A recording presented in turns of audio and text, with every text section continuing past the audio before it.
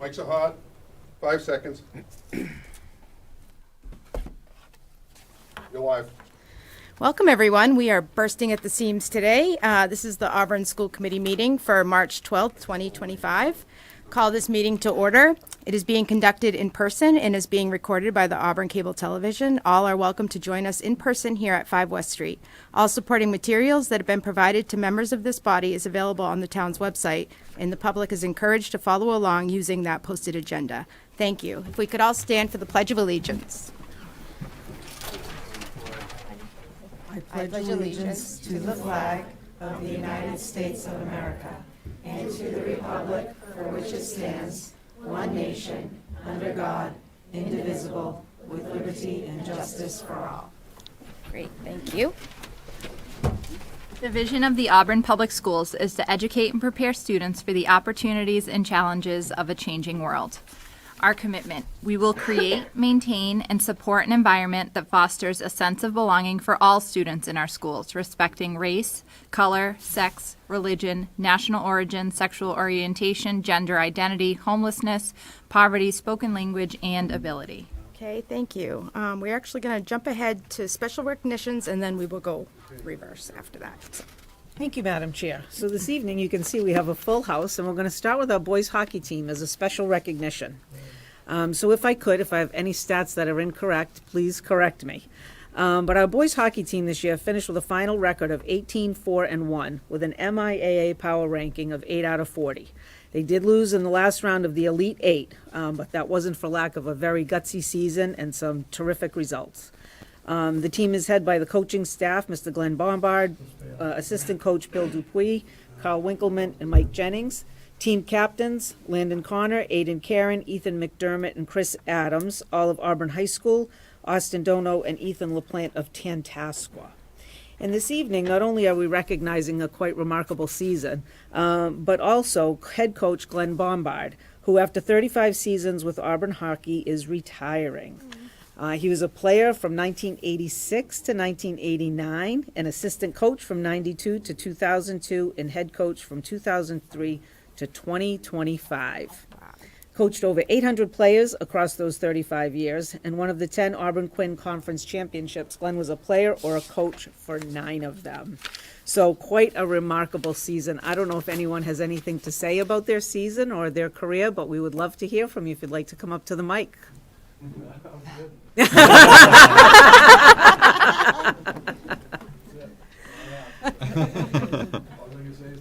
Well, and we want to say thank you as well. Yeah, It's thank a you. remarkable Great career. yep, awesome job. Yeah, good job, guys. It was a great season. And are you all seniors or? Yeah. Wow. You're a junior, so we'll have you next year too. Great, awesome. And well, good luck to all of you then. Thank you so much. Congratulations. Thanks for Any coming. other Good comments? season. Yeah. Any other comments from anyone? Who's shaving their head first?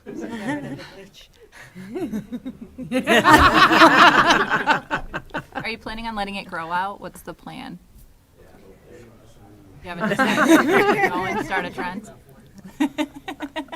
Well, it is very impressive, and we appreciate the hard work, Coach, that you put in, and to all your players, right? It takes a team to kind of have a season that way and certainly a career that way, so thank you very much. Great job. So if you could all come up and make the line and shake hands, we'd appreciate it.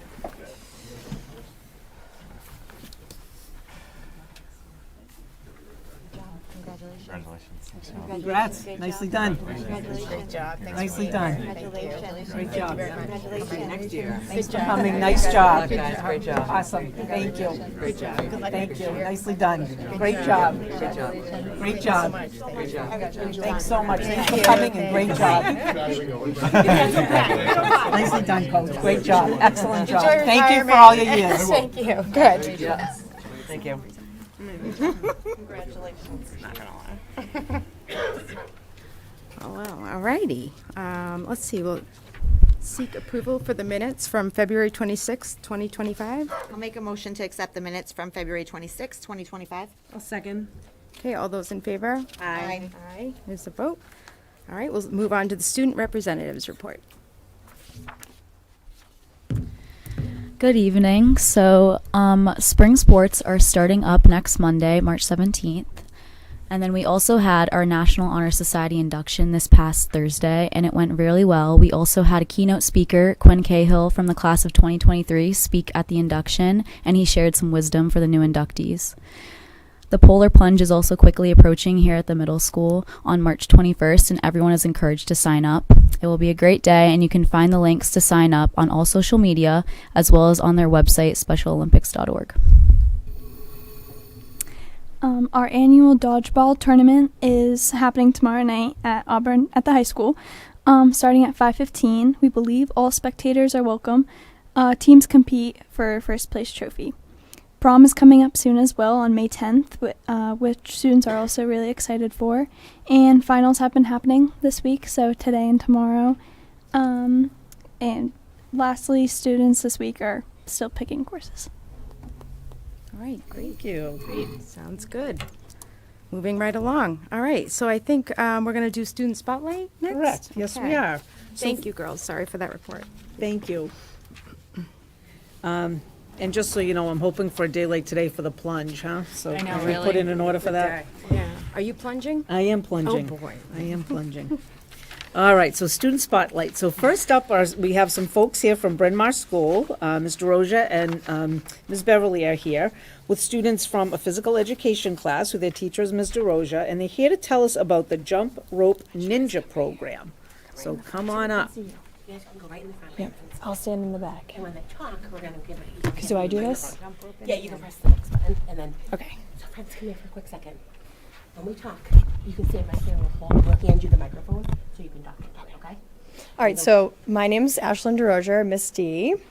I am the PE teacher at Packagug and Bryn Mawr, and I'm here to talk about our Jump Rope Ninja program. And I brought 3 friends from Bryn Mawr with me. Do you want to introduce yourselves? My name is Leanne. And what grade are you in? I'm in 2nd grade. I'm Andy and I'm in 1st grade. I'm Giovanni and I'm in 2nd grade. Good job. All right, so I discovered the Jump Rope Ninja program actually on a Facebook group for physical education teachers. And it's a program that was developed by PE for Every Kid, and it's done all over the world in different physical education classes. And it can be done from K to 6. We do it from K to 2, so they start in kindergarten, and then they kind of work their way up. Before we start, we really talk about how jump rope is a very, very hard skill, and it might take a lot of practice to be able to do it. And we talk about how it's okay to productively struggle, but as long as we come back and we persevere and we continue to try again. Are you guys ready? All right, Leanne, your turn. This page shows the number of consecutive jumps each grade needs to get to pass each belt color. Kindergarten starts at 1 and increases by 2 until brown to black. In order to get a black belt, a student needs to be able to get 20 consecutive jumps. The average kindergarten only gets the yellow-orange belts. In 1st grade, it starts off at the same as kindergarten, but gets a little harder at each level with a big jump for black belt. If you make it to black in kindergarten, you can choose a regular or advanced levels.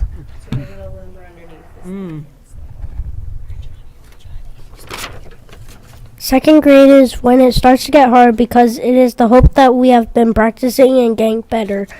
The average 2nd grader makes it to the purple and red belts. The advanced version shows the big jump and consecutive jumps with 75. So the format is the same. Each student gets a little sheet of paper, and it kind of shows how many consecutive jumps they have to get for each belt color. So this is 2nd grade. The one on the left is advanced, and the one on the right is regular.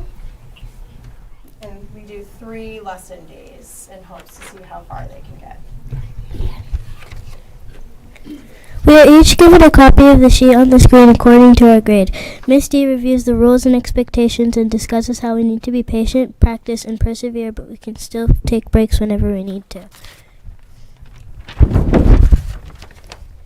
To get able to pass a level, we need to show an adult. If there's only Miss D, we line up and get 2 tries to pass a level. If we pass a level, we get to sign on the wall under that belt color. Cross that belt off on our sheet and move on to the next one. If we don't, we can practice and get back in line. In 2nd grade, we get a count partner instead of that is randomly chosen on the computer. Our count partner is able to count our jumps until we get to brown and black when Miss D counts for us. We talk about how to be honest, helpful, and encouraging partners. If we make it to a black belt, we get to work on the Wall of Fame. This is the max number of jumps that is over the black belt number. The highest number right now is 159 consecutive jumps. Wow. Holy smokes. I can't do that. That's awesome. The students are able to make a bracelet with each, a bead for each level that they pass. And then if they get to the black belt, they get a certificate as well. So there's 11 students that got to the black belt in one 2nd grade class. And then the picture underneath, a 2nd grader came and demonstrated for kindergarten to talk about how hard work pays off and how they just need to keep practicing. Nice. And they were hoping to be able to do a quick jump rope for you. Sure. Yes. Okay, you ready? You ready? I'll hold your papers. Okay. Spread out. You want to go at the same time?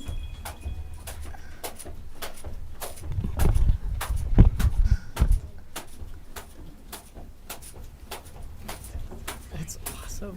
All right, let's give it up for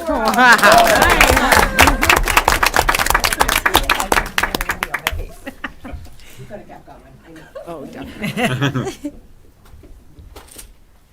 Good job. We got almost 130 today. Oh, my word. Wow. Oh, my goodness. I'm already done. I'm already out of this competition. All right. Wow. Good job. Have made it to the black belt. Excellent. That's awesome. Congratulations. That's amazing. Nice job. Amazing. Do you want to go up or could you go up and shake our friends from the school committee? Do we have any comments for our friends first? Yeah, any questions or comments from anyone? Do you guys practice at home? You practice at home? Wow, that's impressive. Oh, wow. Awesome. Some friends do, some friends don't. If I could, Madam Chair, so I'm impressed. I'm old, but when I was little, kids jump rope all the time. Yeah. That's what we did. We Yes. jump roped all the time. And I love seeing you do it. It's such good exercise and it's so much fun. Maybe someday you'll do double Dutch. That's what I was going to say That's through what the I chair. did. Maybe Yes, that was my favorite. Yeah, we're gonna do long rope in a couple weeks. Yeah. That's Boy, that's a lot of fun. Great job. guys. Very impressive. Shake some hands. Our Bryn-Mawr families, if you would like to kind of make your way at the same time. You did great. Thank you for coming. Great job. Awesome job. Thank you. Great job. That was fast. Yeah, that's awesome. Yeah. All right. Great job. That was fun. Thank you for coming. Yes. How are you? Thanks for coming. Good. Yeah. Good night, thank you. Good night. Thank you. Good night. Yeah. Wow, that was impressive. All right, Madam Chair, and now we also have some very interesting friends here from Swanson Road School. I'm going to let Dr. Lopez introduce them this evening. So thank you. I know I'm the wild card who asked to come in and recognize some wonderful students. I wanted to take a moment, and kids, I just want to let you know, I had to write it down because every time I thought of it, I started to get a little tears of joy and tears of happiness. But I wanted to take a moment to spotlight some amazing children and their families and their supportive teachers. I'd like to introduce Kalissa, Gianna, and Nate. These 3 fifth graders from Swanson are not only outstanding students, but amazing, compassionate, generous human beings. Over February vacation, these girls organized a hot cocoa stand in a church hall during bingo night and raised over $600 for Auburn's Unified Games. They did this quietly, humbly, and not seeking any recognition. We only found this out by accident. But they should be recognized.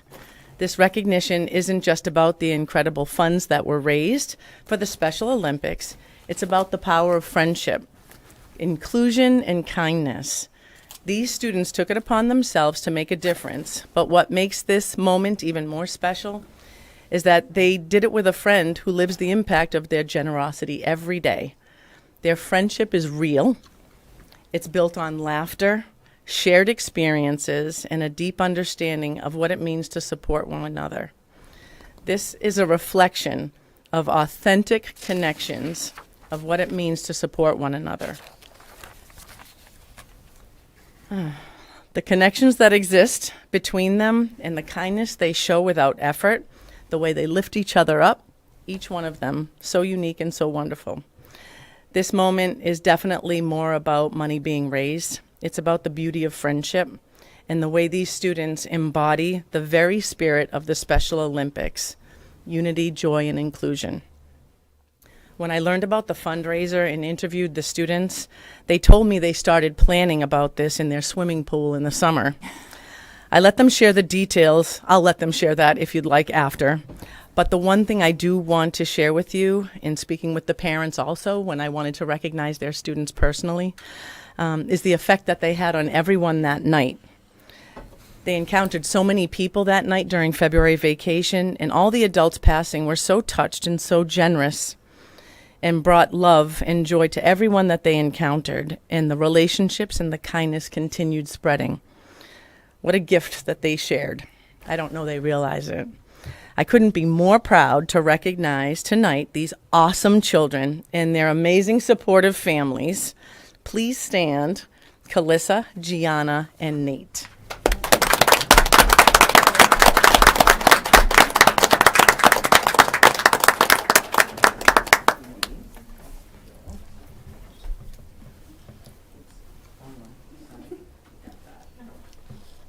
I don't know if there were any questions or anything further that you'd like to know from the kids themselves.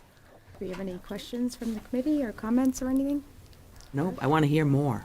How did you come up with this idea?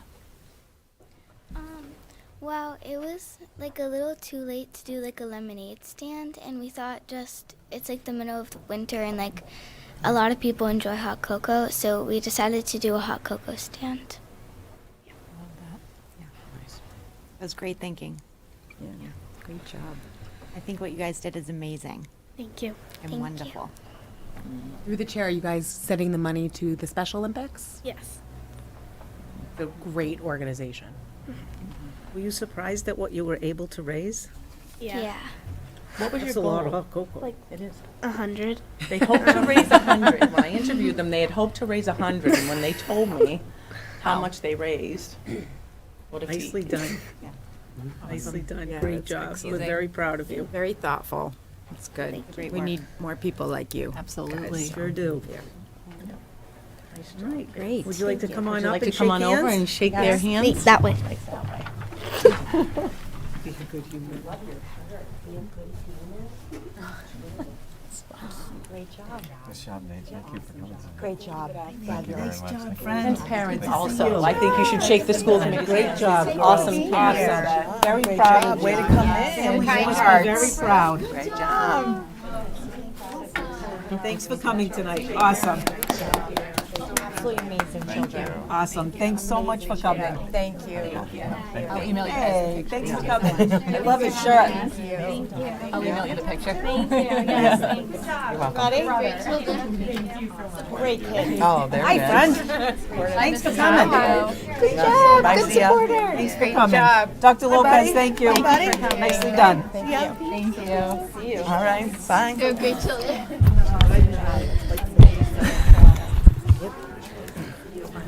Thank you, Dr. Lopez. Yeah, that was great.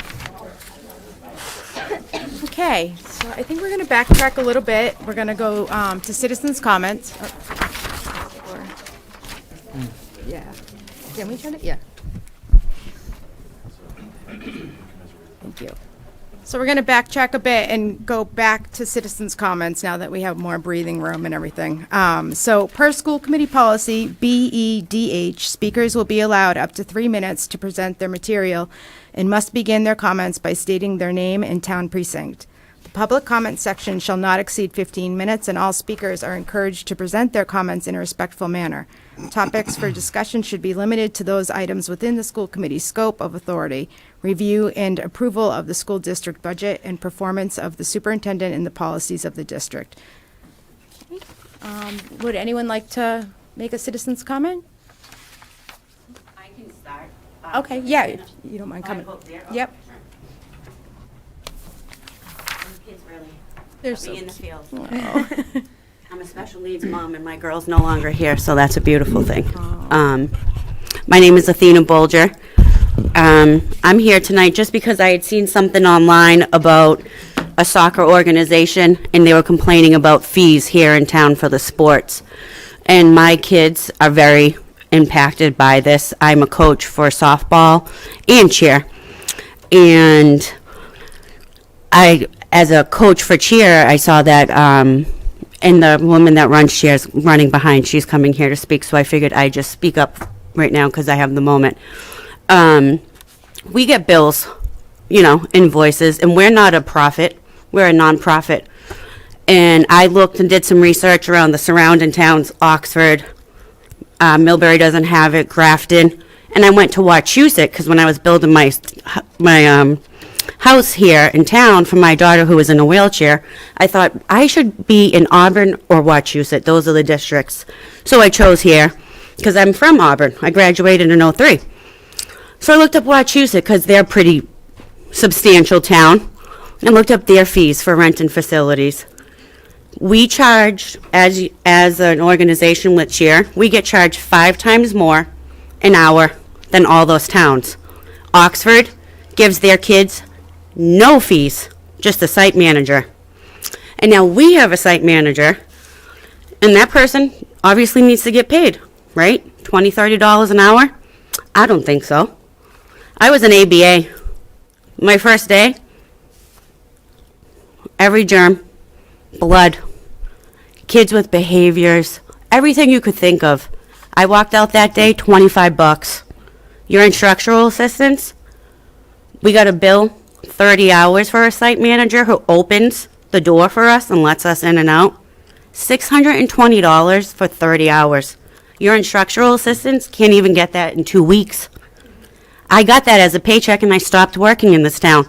I was negative every week bringing my kids to school. I'm not saying you guys can't make money, but we're going broke as sports. And we get charged site managers. Soccer's complaining that they're just getting charged for a site manager. Come on over. We've been getting charged. So what we're looking for is to continue our sports with our kids. I pay over $13,000 in taxes on my side of town. I think I paid enough for my kid to use the gym. If it's $10 an hour in Grafton, why is it $50 here? Why are we being charged? The cheerleading's getting charged $50 an hour for a gym, $50 an hour for a cafeteria, $700 in site fees. We're just looking to maintain our sports because we pay our taxes. It's insane that we have to stop basketball 2 weeks into our season because we can't afford it or we don't have gym space. And God forbid you're trying to get that gym space. I don't even know how to do this. I'm just the one that everybody was complaining about it. And I said, event create, let's go talk to somebody about it. You got to help us out because our kids are your athletes. They go to your schools. We pay our taxes. Why are we spending, like, not for nothing? Auburn Elks rents out their place for weddings for the same amount of money I'm getting for a bill to rent the gym out. Why don't you throw a wedding at your schools then if you need money? Okay. And that's my piece. Thank you. Thank you. Anyone else?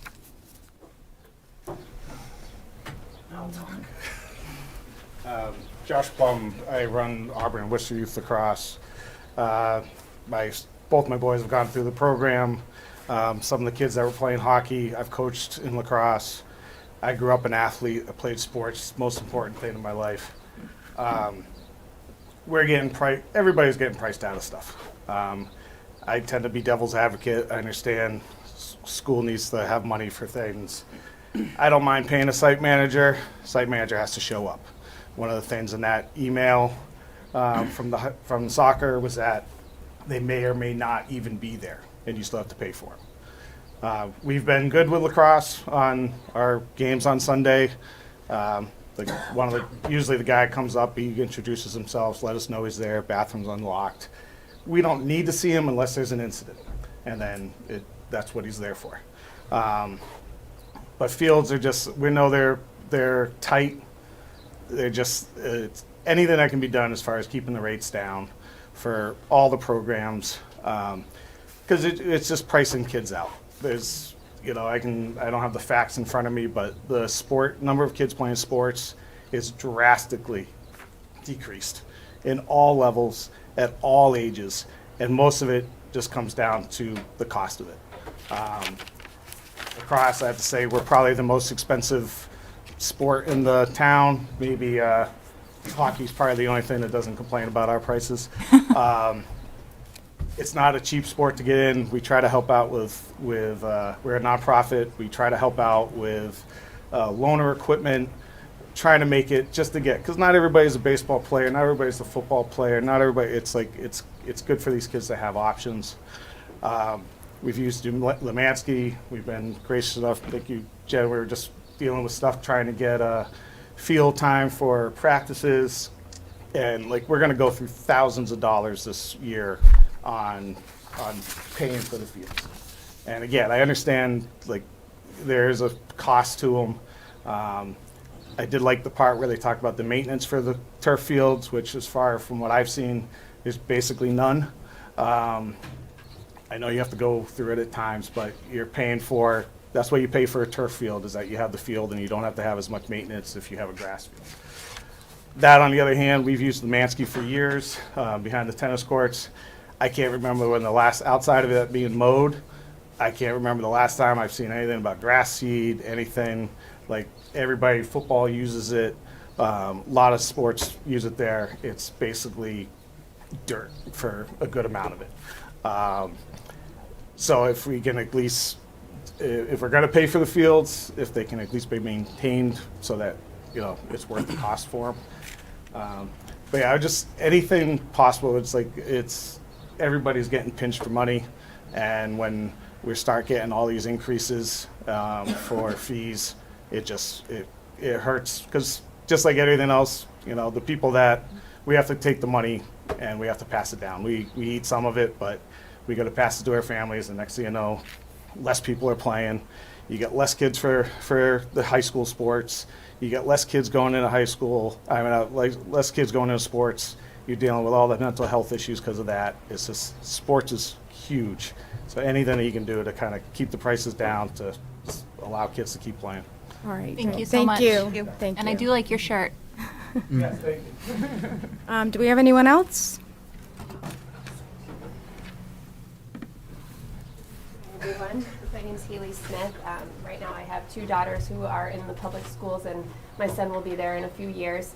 We've been involved in Auburn's youth sports, since my oldest was 3, so that's about 7 years now that I've been coaching soccer.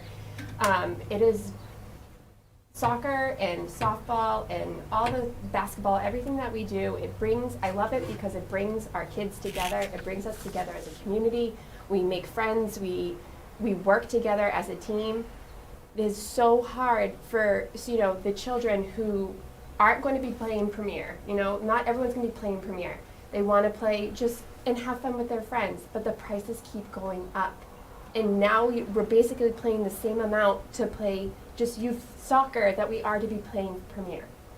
And it's just the prices keep going up. It's very stressful. We want the kids to keep playing. We want them to have those experiences. So anything you guys could do would be really appreciated. All right. Thank you. Thank you for coming. Thank you. All right. Anyone else? I think we have time for maybe one or two more.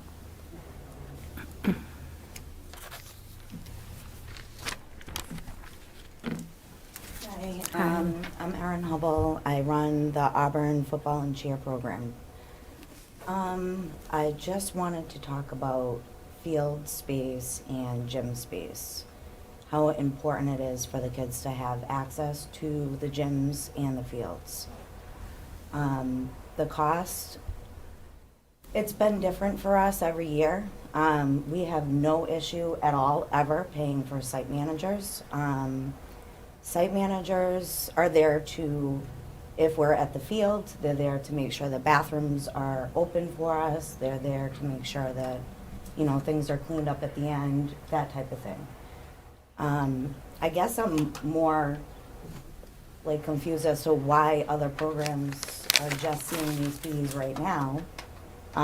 We've been paying them since I've been involved, which is about 4.5 years. So we've been paying site fees. I have invoices dated back to 22 with those on it.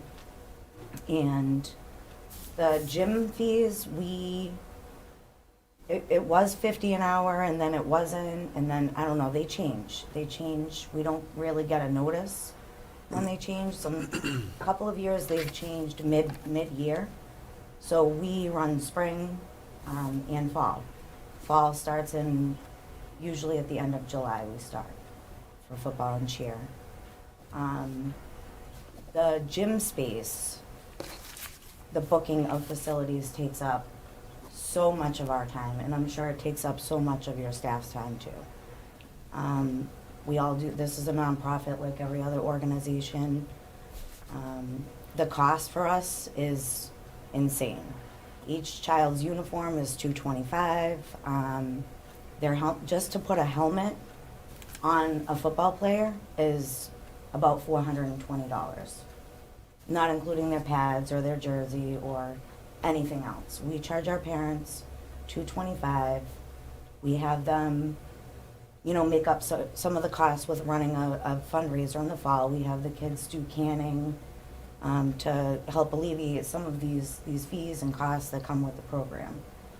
I guess my biggest problem is getting the space when we need it, and like the availability of the fields, and everybody is so eager to, you know, like, oh no, we're over here. Certain organizations are allowed to book every field in town. It makes it really, really hard to run the program.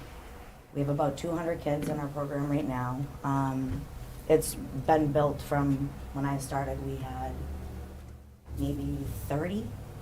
So it's growing and it's needed. Football and cheer is huge in Auburn, and these players are going up to high school. They're cheering for varsity at high school. The varsity coach is one of the people that run the program with me. And then the football players. All your football players for the town of Auburn have gone through AYF. Well, most of them. Braden Belanger, you know, all these kids. Jaden, they're all AYF kids. So we like to keep the program. It helps them grow and learn and keeps them safe. Cheering, the gym space is, I can't stress the importance of availability to get these kids to practice. They can have injuries. We are at We 3 almost minutes. pulled from a competition. So I just wanted to speak on that. All right. Thank you so much. Thank you. Thank you. Okay, anyone else? Okay, seeing none, we will move on to the superintendent's report. Thank you, Madam Chair. The first item up this evening is some unfinished business, which is the program of studies for Auburn High School. This has been on the agenda. You should have in your packet the summary sheet of the basic changes that were made. Mr. DeLongchamp was here if anyone has any questions.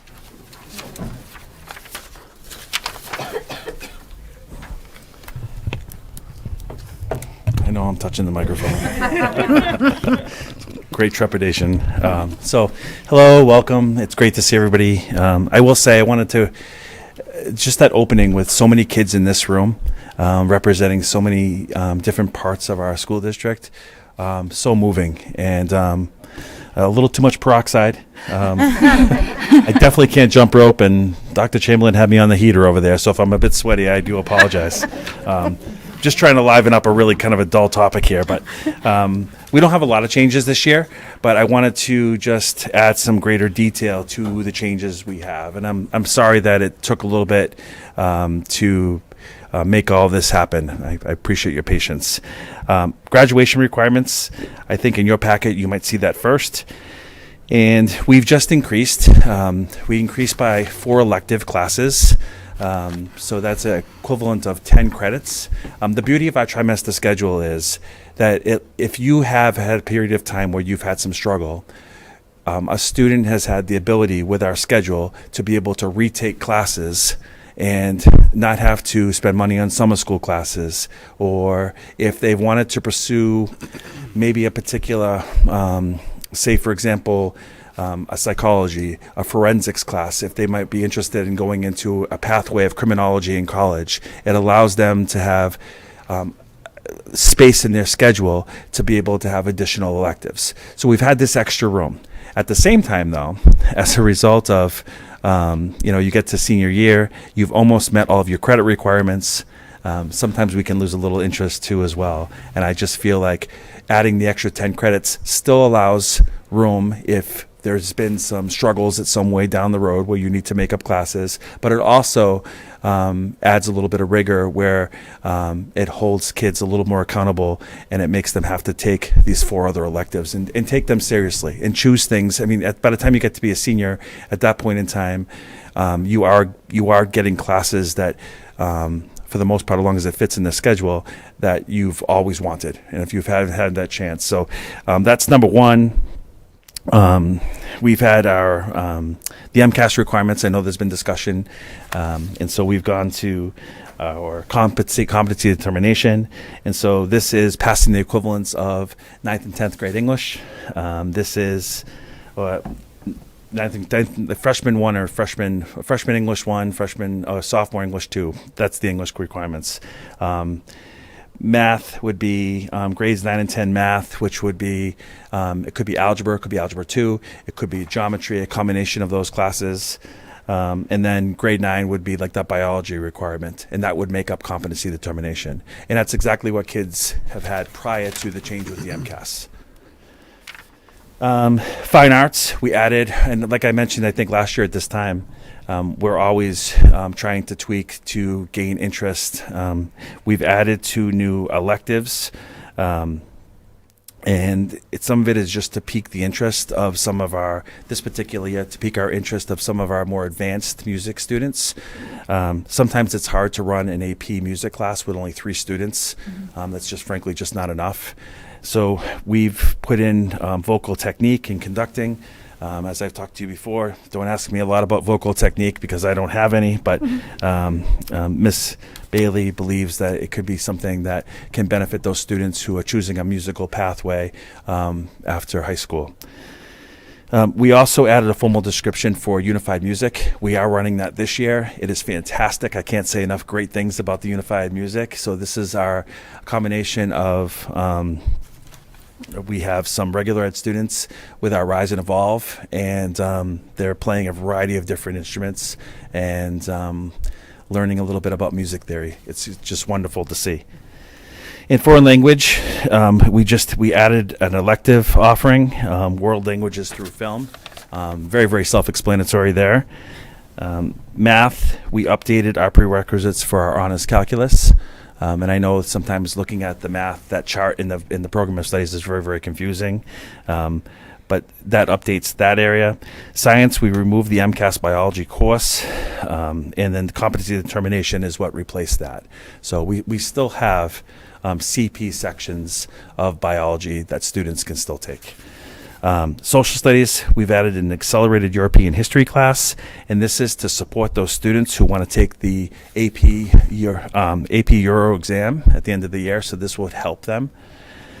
And then our wellness, so we had in the handbook, and this is something that was probably an oversight more than anything else, you saw child development in there. We haven't offered child development, I think, in any of the 5 years that I've been there, and I would say it goes back a little bit further. So some of this had to do with, I think originally what I was able to gather was, at first it was an elective that had low enrollment. We needed to increase area sections of wellness, PE, health, and then over time, the child development class had phased out. So that's why we removed it. It wasn't for any other particular reason. Any questions in regards to the program of studies? No, through the chair, just anecdotally, child growth and development was my favorite class I took at the high school. But I'm glad to hear the explanation was perfect. Yeah, and I remember the course too very well. Yeah. So She's still there. The teacher who had it. Yep. So I guess my question is, do we still have high school students helping in the preschool? we do, yes. And do they take any courses like child development that would help them? There aren't any other sections of courses that they would take ahead of time before like the internship class where they're working in the classroom with the kids. There isn't a precursor. Okay. And I don't know, I'd have to go back and, I mean, that's a great question you ask. It might be something we could explore in the future, just like a readiness. Yeah. We have more and more students on internships, and I do think, whether it's at our elementary schools, some we're able to place in our fire department. We've done that recently as paramedics and EMT training. We've been able to, some local businesses have taken on some of our kids as well. Not as many as I'd like to see, but we're getting closer.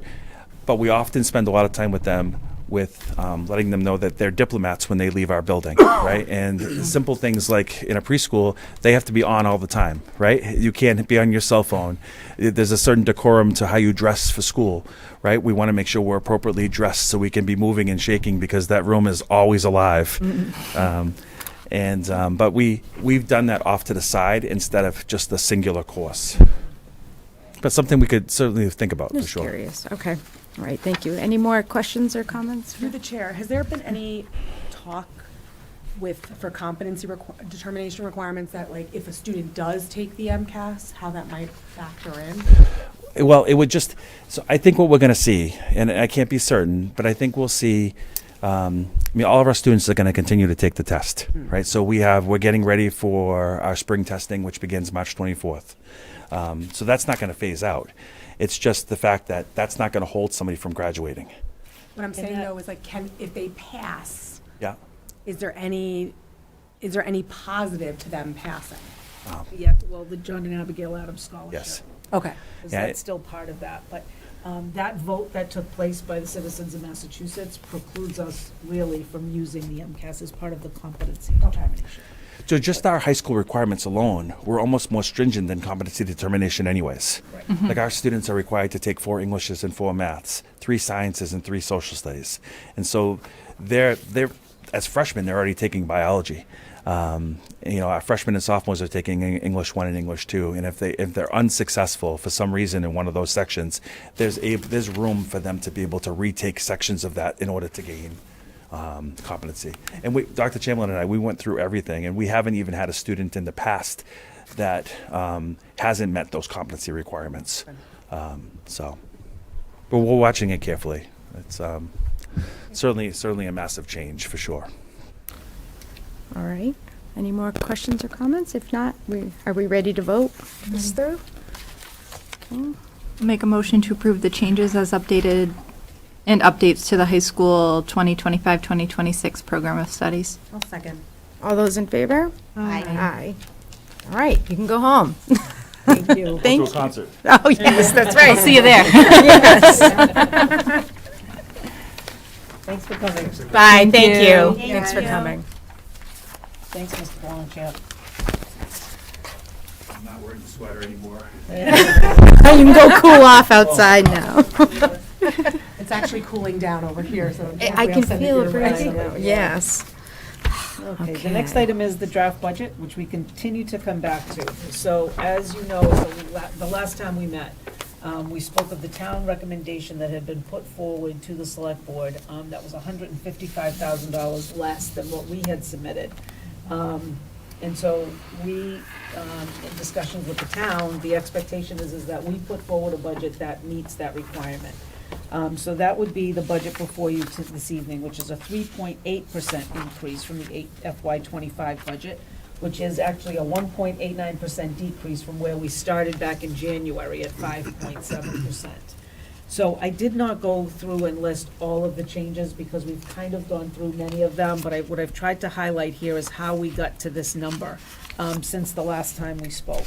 So again, our transportation bid was received favorably based on projections, so it was 8% instead of 10%. There was no way that coming in at 3.81 was not going to impact staffing. So we have one teacher who has requested a leave for next year. That position will not be filled. I've told you about that position previously. There's one teaching position, the teacher has resigned as of the end of this school year, and that will not be filled. 2 teaching positions are now, continue to be noted, and they have been in there at $1 as kind of placeholders. For once we see where enrollment lies, we're gonna see where those positions fall. And again, I noted the last time that we had a teacher who's retiring at the end of this year. We hadn't factored in the difference in hiring somebody at a lower amount because she's a more senior teacher. So the total financial impact of just the positions is $334,193. We did increase our satellite and Galaxy, the use of as offsets to $35,000. And we did find out since the last meeting that the supplemental budget at the state level did pass. And what that means is in that supplemental budget, there's money for, we call it the EL reimbursement. So some of our newly arrived students who have come to us, as you know, throughout this time, we've received $104.89 per day per student. I did not believe after the last money we got in December we would be getting any more. But the supplemental budget includes funding for that. Now, the problem is how much will it be? Because we only get the money if the students are enrolled in our building. And as you know, the shelter will be closing at the end of August. So throughout this time, our student population is going to continue to decrease at a pace which we know nothing about, right? So we could have a lot of these kids till the end of the year and then lose them in the summer. Many of them could leave tomorrow. And when I say tomorrow, I mean tomorrow, because we have had situations where kids have just not shown up for school, and then we've been notified that they were moved the day before. So it was a little tricky, but based on, I think we still have 41 students enrolled. I did a calculation of what that worked out to be and then backed it way off to be safe. And so in that, we've added in $100,000 with the EL reimbursement as an offset.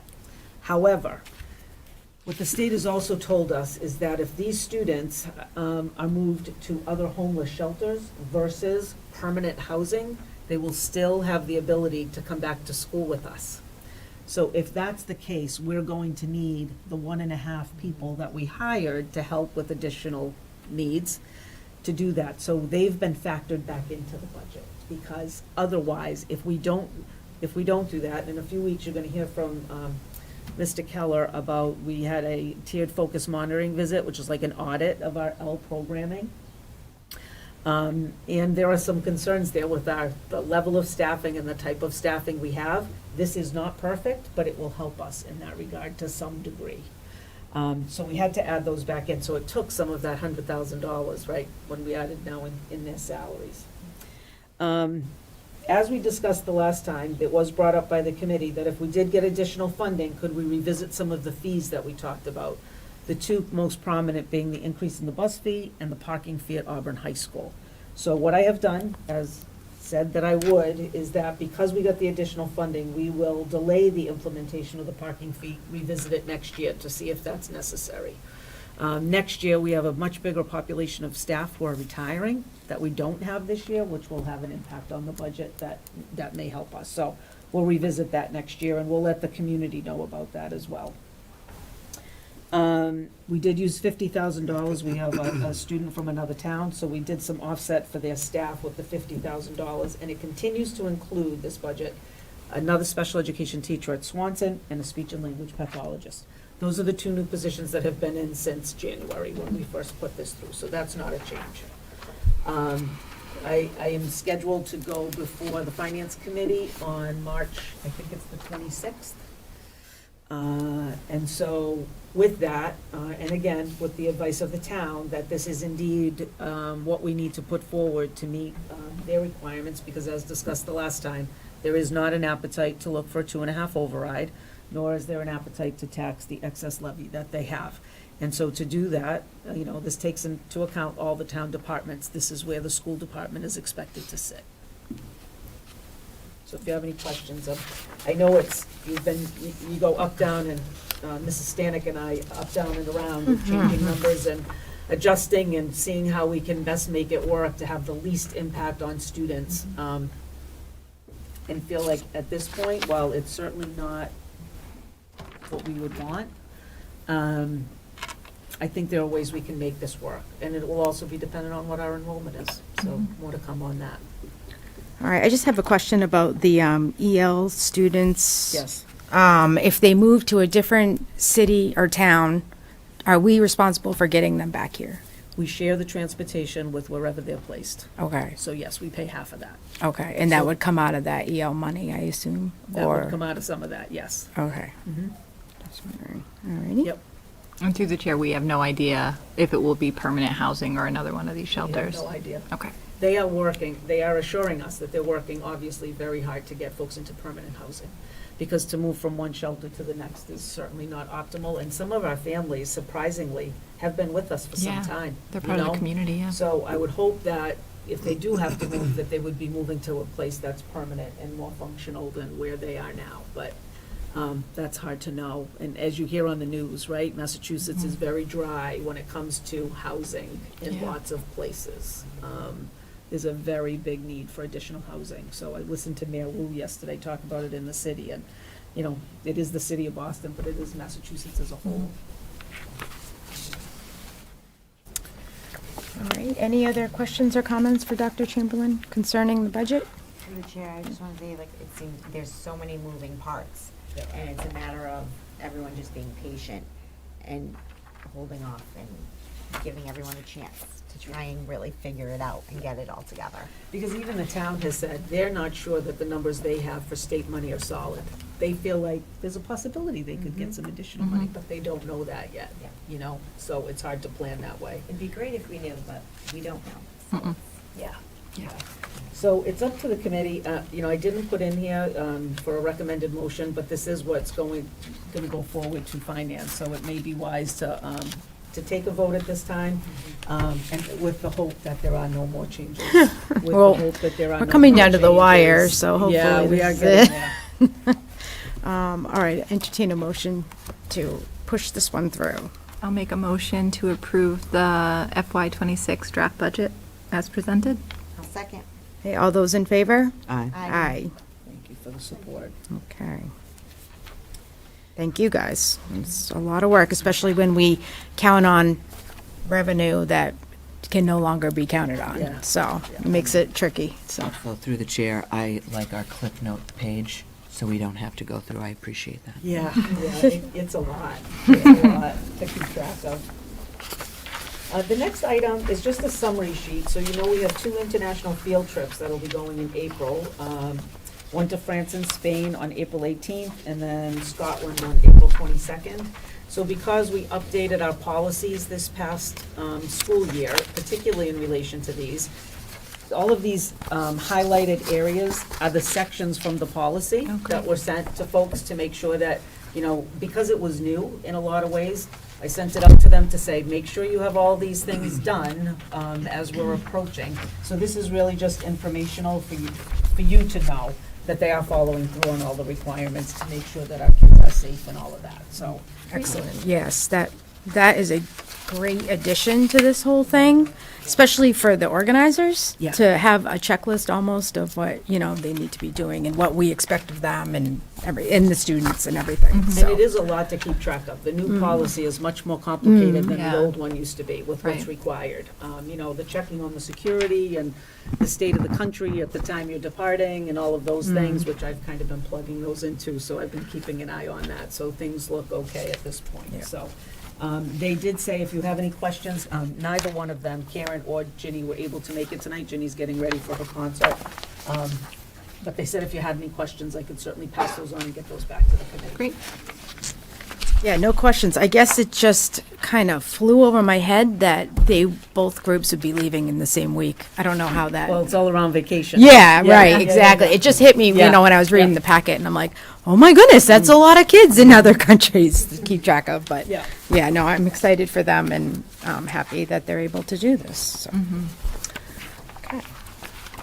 All right, the next item in your packet is approval of a Massachusetts private school in Auburn. At one of our previous meetings, I had shared some information with you regarding a process that, quite frankly, I did not know about, but when a private school wants to open in your community, it is the decision of this committee to decide if that's okay or not. And so, this evening, so they contacted me back in January, they're looking to move to Bethel Lutheran Church. And in your packet, you're gonna see it, this is really, we'll have you look at this at the next meeting, because there's quite a lot to look through, and I encourage you to look through it. I went through it once, it seems substantial, it seems like they have their ducks in a row as far as curriculum and charting attendance and all of those things. They did open in the school year 2020-2021 at the Grace Baptist Church in Shrewsbury. So they've been in existence since then. They started with 21 students, and I think you can see in one of the very first pages in the packet, in 24-25, they have 69 students. So they've grown quite a bit. They do try to serve, they do look at serving kind of underrepresented communities and students. So again, this is just for information tonight for you to take a look. I have also asked them to attend the next meeting, so that if there are questions, you'll be able to get any questions you might have answered. Because I really know as much as you do and what's in the packet, so there may be more to come with that. Through the chair, I want to make it transparent that I do know 2 of the founders, so I will be abstaining from any votes regarding this for potential conflict of interest.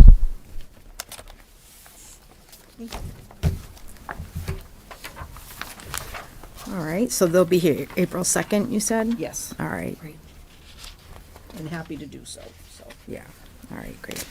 Okay, we'll move on to new business. Thank you. Also in your packet is a letter submitted by me on behalf of the Auburn Public Schools regarding the potential impact of the newly proposed 40B housing on Athens Street. I don't know if you're aware, as you know, Topograph has opened, that's up off of Route 20, up the street here. And then Perry Place is also in process for some additional housing. And this particular housing, they didn't share with me the number of units, but it's seemingly quite a very large unit up behind Toyota that's looking to be built. And as I did with Perry Place, just to put it out there, that there's an impact on transportation and safety that kids will need, and you can see what I put in here. So what might come of that, and that's all part of the discussion that the town has. I don't know where this all sits at this point. It's a very complicated process with 40B housing. I don't know how much leverage the town even has. Seemingly, this particular organization for this building went directly to the state. They didn't even start with the town, as most developments do. But I think in the case of 40B housing, they are allowed to do that. So, more to come. I have received a couple of phone calls from concerned families about this, and I have advised them to go to the Zoning Board of Appeals meeting and speak with the Select Board. I said, as much as this impacts this, we don't have a heavy influence on how this all plays out, right? That really is at the town level. And so I encouraged them to do so, and they were very nice. They were just looking for, what do we do? This is gonna be a lot on the town and on the resources, so.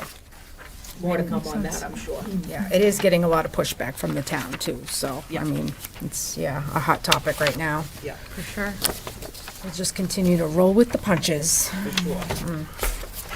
All right, thank you for that. The next item, I just wanted to revisit, we talked about this the last time. I am going to be putting something out, looking for folks I know who expressed interest in being on the cell phone group. I'm gonna put something out, I'm hoping to get it into my notice for this Friday, pick a couple of dates, or at least one date where we can meet, and hoping that our first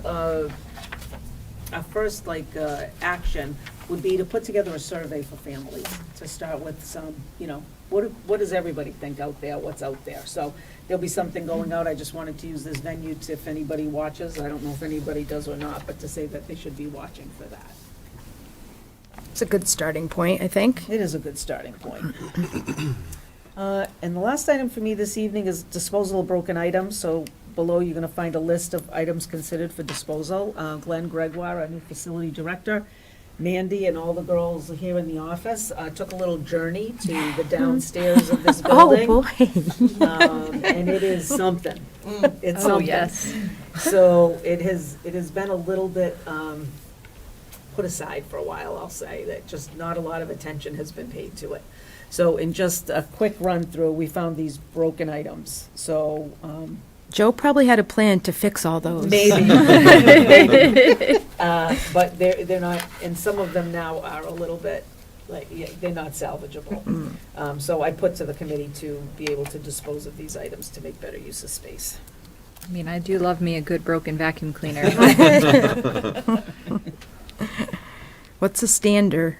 Or is that a Put stand? kids in it. Oh. The Kiddos who need help students who to need stand. that kind of physical therapy, they stand them up and they get Oh, strapped okay. in it, but, you know, the technology for those changes so Yeah. rapidly Yeah. too, Yeah. that, yeah, they just Yeah. go out of, they They get don't last lighter long. and more, yeah, now the ones we have downstairs look like they're from a long time Yeah. ago. I was going to say, like, a wheelchair The butterfly could be seat. donated to the senior center, but obviously if it's broken, it Yeah, doesn't serve all a of these purpose. items are broken. Oh, they're These all- are not things that I would Okay. want to donate anywhere. And Okay. honestly, some have been down there for so long that they've gotten a little moldy and musty. Mm. And once you get that on something, like even the seed, you can't, you Yeah, know, it you doesn't can't go really away. clean that. So these are not things that are salvageable. Okay. There could be things down the road that maybe we can do that with, but these items are not This those. is not one of them. This is the first pass.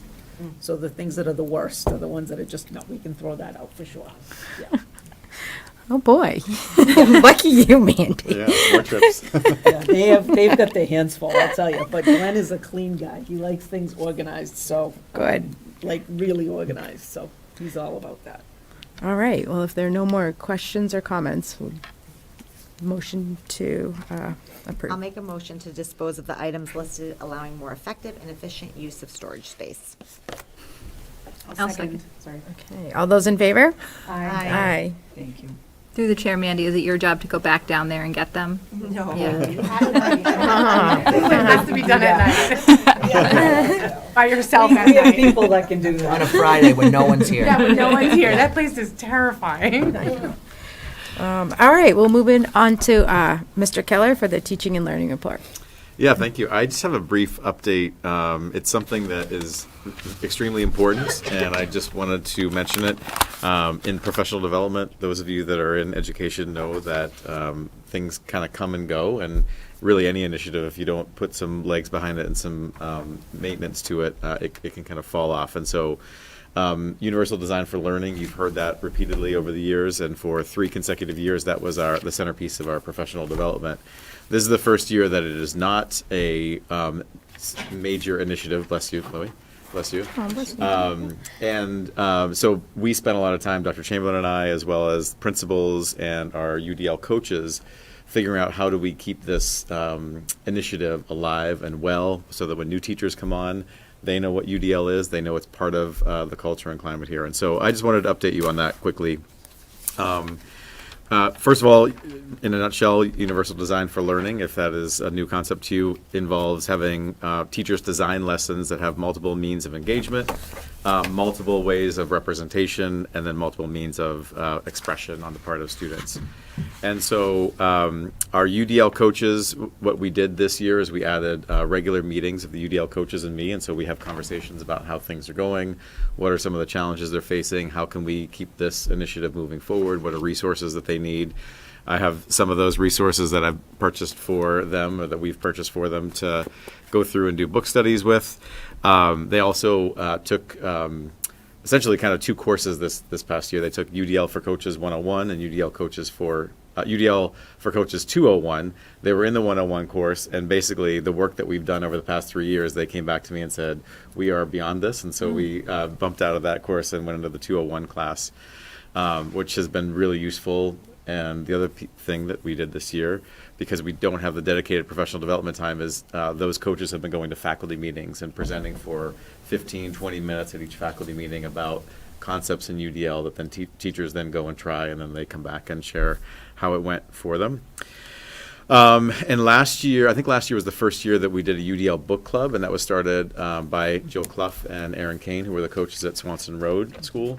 And that was highly successful, and that has been rolled out at other schools this year. And now Aaron, who presented, I think, a couple of weeks ago, is starting another book club with this book, which is timely because, as you know, we're bringing out a new math textbook for next year. So this one is UDL for Learning and Mathematics at the K-5 level. And I've shared this book also with our UDL coaches at Packagug and Bryn Mawr, and so they're considering adding this book club as well. So. Oh, that's awesome. Yeah, and so very quickly, I just want to say, I don't know if I've said their names, if I have, it hasn't been that recent, but it's Claudia Lane at the preschool, Don Finuccio, Nicole Dunn, Julie Benoit, Aaron Kane, Karen Loach, Kim Moran, and Karen Fidella. So those are our UDL coaches who are the ones that are spearheading this and keeping this very important initiative moving forward. They are not just drinking the Kool-Aid, they're making it. And so I think we've been very fortunate to have them moving this forward. Very thankful for them. Yeah. Yep. Takes a lot of time, their own time and thought goes into it. Very much so. Very grateful for them doing that. Great. All right. Thank you for that. You're welcome. I'll move on to you, Ms. Stanek. All right, I provided you with a year-to-date budget report dated March 3rd, 2025 for your review. And I have also provided a budget transfers dated March 3rd, 2025 for payment areas for the claims seeking your approval. And I'm happy to answer any questions you may have. Any questions for Ms. Stanek? I'll make a motion to approve the list of transfers dated March 3rd, 2025, as presented by the business manager. I'll second. Okay, all those in favor? Aye. Aye. There's a vote. In your packet, you will find an updated facility rental rates for your discussion and approval. This fee schedule reflects rates that are currently in place and will replace the schedule approved earlier this school year. And so we did obviously make an update in December, and I think there was some confusion, and I apologize for any of that. I did research some of the area districts, so it was important to do that.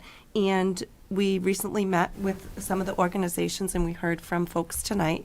Dr. Chamberlain and I believe that is, as well as the committee, that it's really important for us to put a study group together of our Auburn stakeholders that will be assembled to determine if there will be any further changes. And those wouldn't be made until the 2026-2027 school year. That way, if any fee schedules need to change for the youth sports. So a few things to note on here. We will be requiring a deposit. That way, we're not putting the funds out ahead of time before we're paying for certain things. The other thing is with the site managers for our nonprofits, it will be when it's required. And it is, by law, we have to pay a site manager a 3-hour minimum. So that is what we will charge up front. It will be a 3-hour minimum to those organizations. And the other thing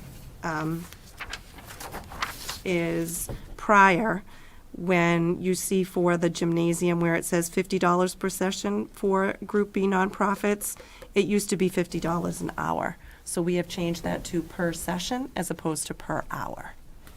We certainly want to work with our community and support our community.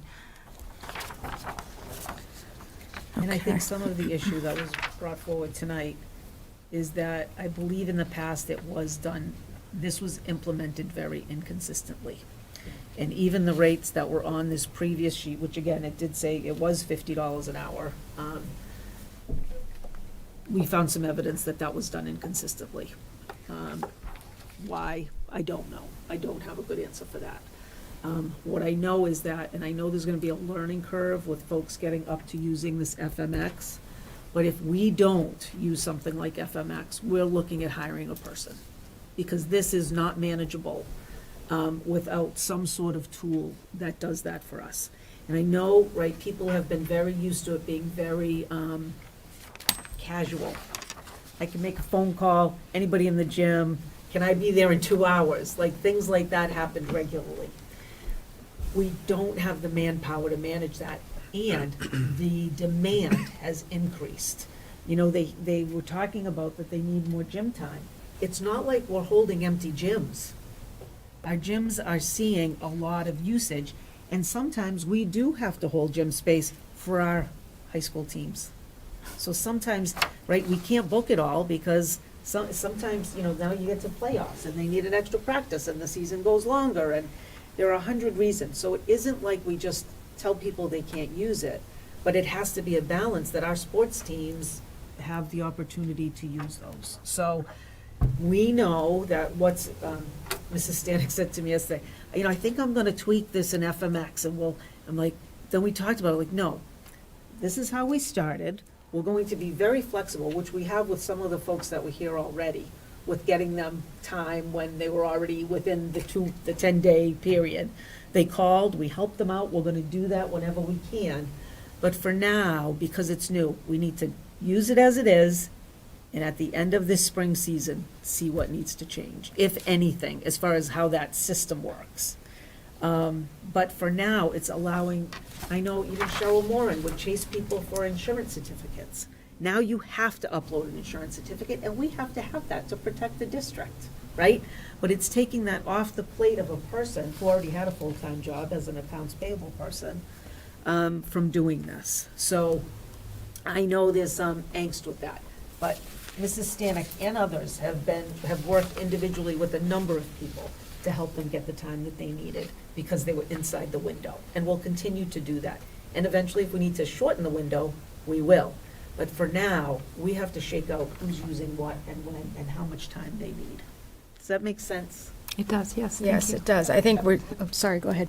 No, you can go ahead, because. No, and one of the biggest things, and, you know, coming from being an administrator, and I always said student safety is the first, you know, and that includes our students in the community. So we need to know who's in the gyms, when they're in the gyms or on the fields, for all of their safety and all.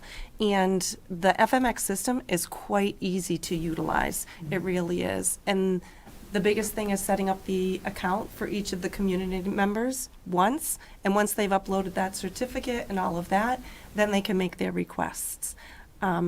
And I do know that it takes a lot from our staff to, like Dr. Chamberlain said, we can't afford to hire somebody to do this facility rentals. So we needed to find a solution. And yes, there are bumps in the road. But I do believe that this is going to alleviate a lot of work for, you know, our academics and our student athletes come first, and then our community. So there is a hierarchy that we have to follow. And I think our customers too, the folks that want to use it, yes, they're going to get more timely responses, because in the other one, sometimes they would wait over a week to see if a date was available because, you know, it was the secretary's job at the high school and somebody was out sick, or then they forgot that entry got put into the Google form. This way, they're going to know automatically if time is available and if the time is there. All right, so I have a few things to say. And any questions you have, yeah. I'm happy, because I also discussed this with my cohort in the business managers thing, and so I've already I had done some research, and I've added to the research to bring forward to the stakeholders and task force that we do put into place, because we want to work with the community. And I think that's a great idea, creating a group of stakeholders to come together and discuss all these things instead of them going on Facebook and discussing it behind our backs. It's gotten out of control, weaponizing social media to come after us, and we're moms and we're wives and we have kids and jobs and, you know, everything else. It's absolutely unreasonable and disrespectful in many fronts. But, you know, I do appreciate the people coming here tonight to talk at Citizens Comments. It's nice to hear from people face to face. I absolutely appreciate that 1,000%. I'm more privy to try and work things out with people that are here to talk to us than going on Facebook. I guess one point was brought up before, that we're going to go after clubs in July. Are we going after clubs in July? We are not. We are not. We're not going after clubs in July. We're not in the business of bankrupting nonprofit clubs. That is not our mission at all. We're just trying to keep it fair and cover the expenses. It was implied that the site manager doesn't actually make $25 does the site manager make the $25? They do. Okay, they do, I so. think it was implied they didn't need to. Oh, okay. Because they didn't do much of anything.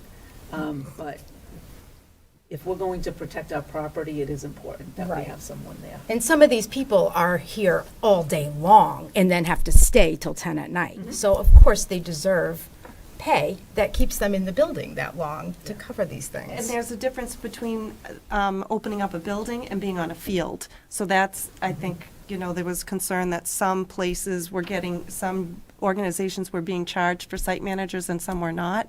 Well, if you have to unlock a building and be inside a building, that's a little bit different than being on our fields.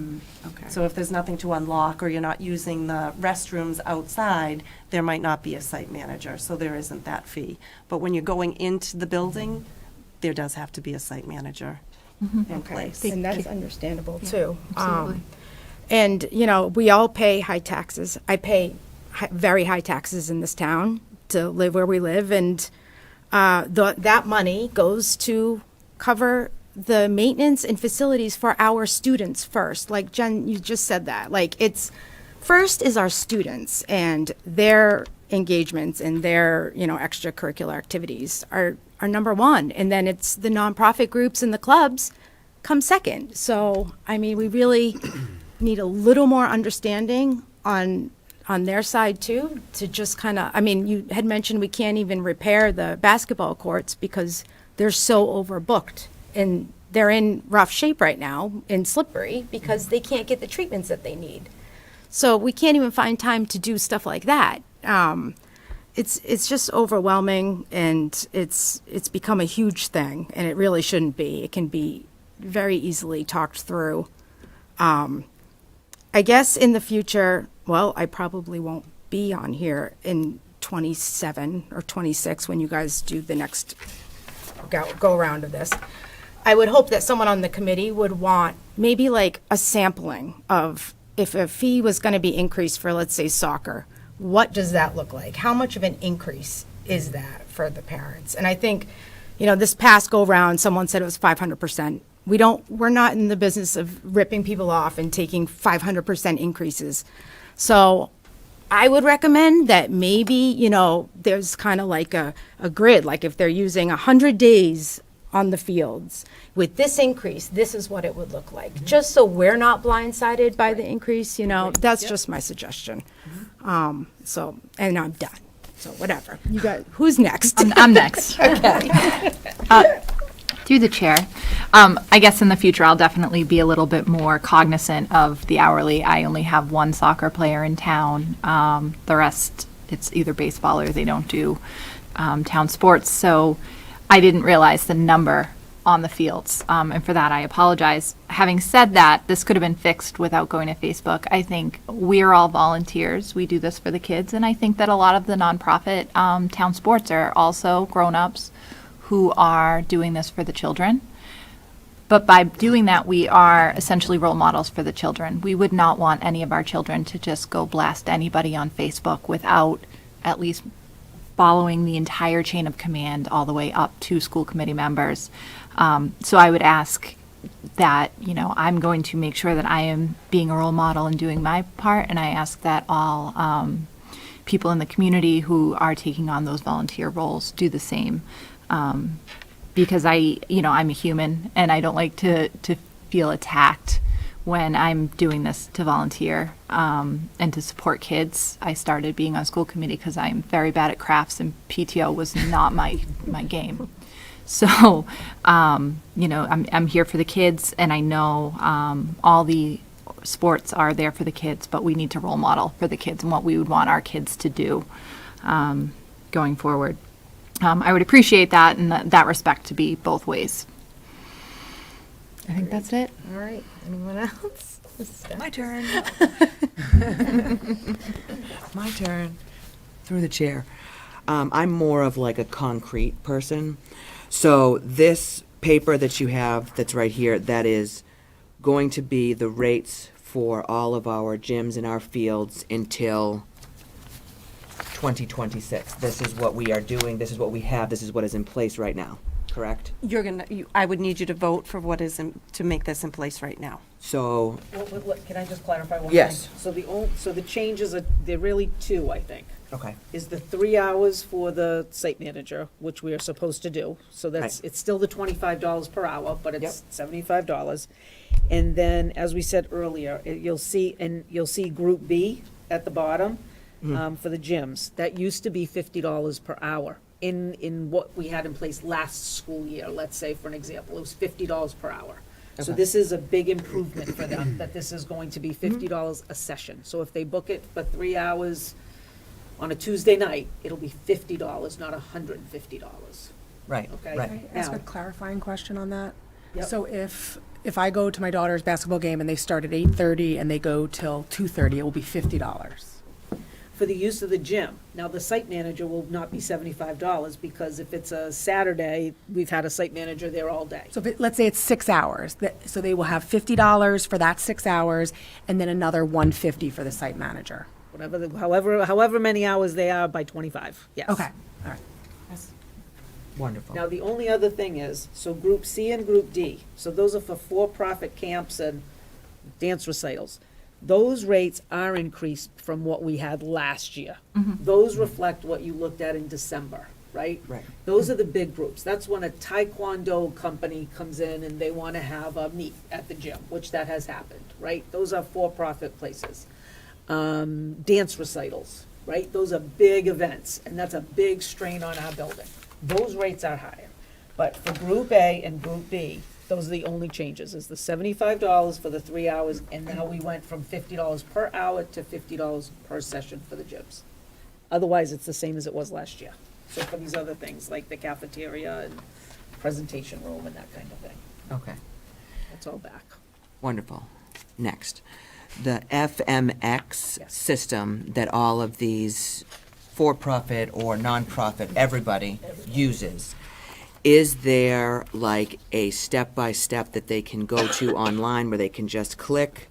Is there a support person in the school that would help them should they hit a roadblock? Yes, and we have been spending much time on that. Prior to moving to FMX, I sent out a notification to all of our staff with step-by-step instructions, also had a video tutorial for everybody, and I also sent that out to all of our community members as well. Anytime somebody's hit a roadblock, they have contacted the business office, and we've walked them through it and worked through it. It really is very intuitive and quite simple. The thing that I think that the community needs to get used to, and I get that because it's a new system, is the 10-day window. And the 10-day window is not to be difficult. It's to make sure that we can give them that space and also give us time, if a site manager is needed, to book somebody to come to work. Because the other thing is some of our, especially at the high school, our secretary leaves at 2:30 in the afternoon. Yeah. So it's not a 24/7 business that we're Right. doing this. And the thing that FMX is affording us now is consistency. Because this could be somebody's full-time job, and we can't have that. Right. You know, And that's it's not gonna our. eliminate, like I talked earlier, about, in the past, there's been an inconsistent application of whether it was the fees or who got to use it. This levels the playing field by using this program. Everybody's gonna go through this. There's no little side calling at the last minute, can I use this, you know? And again, we've made some accommodations already for that because it made sense for kids, because we're not gonna hurt kids. But it is gonna level all of that, which is a good thing. Okay. And then 2 more questions, I promise. The 10 days is 10 business days. School year days, how are the 10 days? I believe it's set up as 10 days. So if I if I request on a Monday, the following Wednesday, I will have confirmation, or You need to put your request, so today's the 13th? 13th. 12th. Whatever. 12th. 12th. 12th. You wouldn't be able to make a request. The first request you could make is on the 22nd. 22nd. Let's see if I can add. Okay. So that's what the 10 days is, that you have to think 10 days ahead to make your reservation. Okay. And should something happen, like the people that came in, they wanted an extra practice, they're going into playoffs, there's something. Is there a system in FMX, or is it still to phone someone at the school, may I use your cafeteria? Like if it's with, when so 10 days is awesome. Like 10 days you'll have spring sports and winter sports and fall sports and all of that, that's perfect. But then you have those little nuances that come up. We need one more practice, we made it to districts, something. Is that not for the school, because the school obviously has the space. Is there for our town kids or our for-profit people, whoever they may be, where they might, in a smaller window, be able to make the phone call or request? Do you know what I mean? So they can't request within FMX, but they have reached out to myself, the business office, or to the secretaries that typically do it at the high school or the middle school. Okay. And we do our best to support them. Okay. I will be putting something out just to our community members as well, that, so if they know, for instance, I think it was the basketball league, and they knew like some teams will go into playoffs and some don't. If they know about those playoff dates, I think they should book them already, Right, and then cancel if nobody makes the playoffs. So to try to think ahead, and that way we can pull those dates off, if that kind of makes sense. Yeah, no, But it's just, 100%. it's a learning process for all of us. The more we plan ahead, the better it is for all of us. And staff is using the FMX system as well. So for the spaces within the building, so that, the presentation room is used very often at the high school. They have to put their requests in too, so that it's not double booked. So you don't show up with your class and be like, oh, I thought I had it. Nope, it's all going right in there. So it is going, I promise, it is going to get better, and it's going to be consistent. Because we don't want, people to feel like Right. one is getting charged, one isn't. We want to make sure it's consistent and fair, and Right. we want to be fair. Right. But we do have to pay our expenses, and what I have noticed since taking my role, we're paying a lot of those site managers and fees ahead of just getting the money from different organizations. Mhm. So that's why we have instituted or asking for that 50% deposit. And then their final bill, it would all work out if anything had been canceled. Okay. And then the cancellation is 3 days prior to the event. So as long as you're 4 days or more, there's no that additional $150 to $200, whatever, and $50. Okay. Correct, and that comes along with the hours of the secretaries and that. Mhm. If they cancel late on a Friday, we don't have any notice, and we have to pay the people that have not been canceled. And I'm going to say too, this is partly in response to folks who just simply wouldn't show. So they would book a gym, we would have a site manager, and no one would show. So that has happened multiple times. And so this is just another way to kind of push people to let us know that you're not coming. So then we don't have the site manager come, and then we don't, it doesn't all go that way. So that was another reason for that. Yes. Okay. All right. Have we beat this horse to death enough? You know. No, we I haven't. have a question, so when Yeah. she's done, I do have a question. Steph pretty much asked all of my questions as well, but I do want to say, I agree that it's important to level the playing field. I also think it's important to say, and I would also like to thank the people who emailed, Yes. who Yes. texted, and who came to the meetings, because that is why we are able to sit here right now and make these adjustments and fix things. Unfortunately, sorry, social media is not how we get things done, and it's not how how we can govern.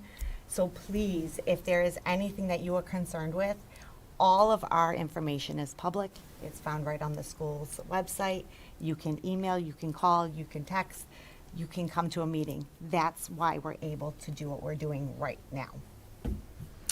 I just have a question for the site manager fee. When it comes to, does it make sense to change it to say $25 per hour with a minimum of 3 hours, and any additional time over is $25? Just to make it, like, I guess to make it more palatable, because I see $75 and I'm like, okay, and then it says $25. See, for me, I didn't understand that. When I saw that, I was confused by that. Just add the word minimum next to each of those on the first line? Well, $75 like I would say minimum? like group A is $25 and then underneath it put minimum of 3 hours. So I don't know how to flush it out. I'm just wondering if it makes sense because when I saw it, I saw 75 and then I said, okay, so it's $75 for an hour. But then I'm seeing, I wonder if you should put 75 per 3 hours. And Well, then I don't- 20. And I agree with, we can clarify that a little. Yeah. But I don't want to say for 3 hours, because 3 hours is the minimum I have to pay. So it has to be, I want them to note that, because many times, in my experience right now, they come back and say, we weren't there for 3 hours.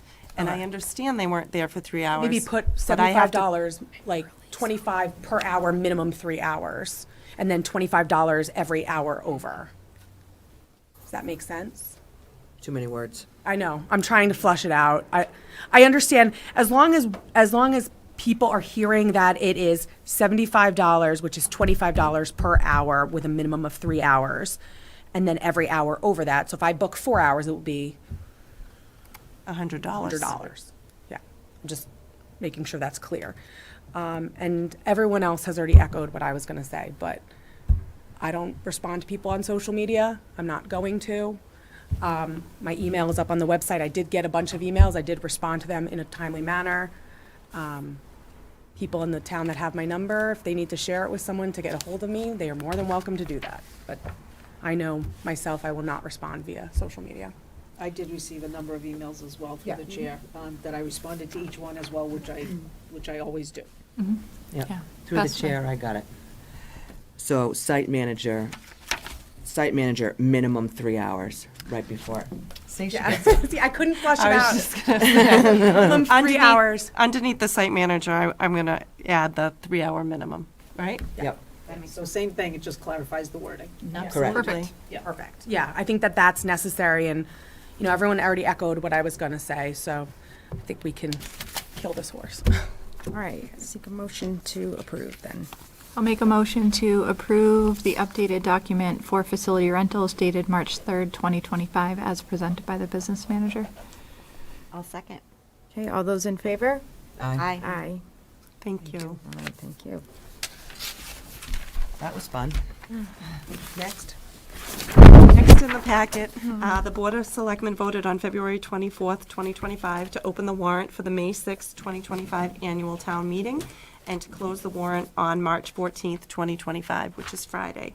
I have provided the proposed school department articles for the annual town meeting for your review and approval, as these will need to be sent over to the town on or before Friday, March 14th.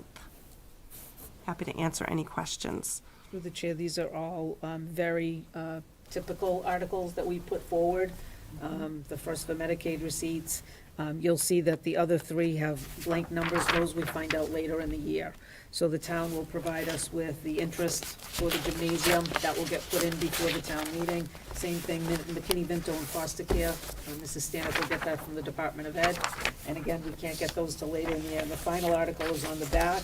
And you know about this, that we were asking to repurpose some of the money from CIP to use toward the math program. So nothing really unusual other than the math. Okay. Any questions about that? Oh, Sam, were you going to say something? No. All right. Looks good to me.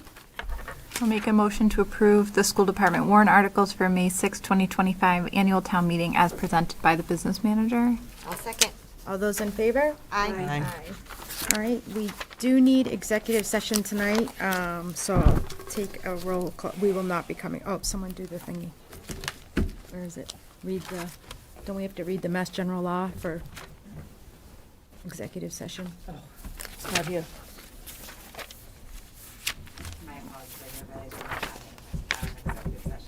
All right, well, we will not be returning to open session. So, Yeah, that should be good. I was going to Google it, but. roll call vote. Sam? Yes, here, everything. Brooke? Yes. Myself, yes? Yes. Yes. Yes? Yeah. Yeah. All right. Good night, everyone. Thank you. Night.